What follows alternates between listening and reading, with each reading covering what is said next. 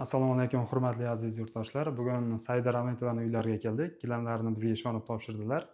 Hozir Saida opadan gilamlarimiz haqida fikrlarini so'raymiz.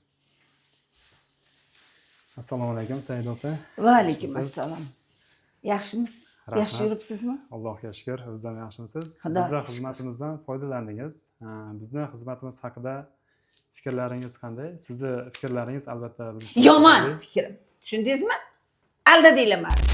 Ishondingizmi?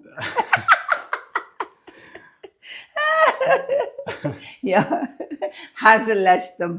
Yaxshi, yaxshi. Mana shu gilamlarimni hammasini endi baribir biza ayollar ozoda bo'lsa, pokiza bo'lsa deymiz. Gilamlarni ko'rib bahri dilimiz ochiladi-da. Shuning uchun gilamlarim rosa ham toza bo'pti, hidi ham zo'r.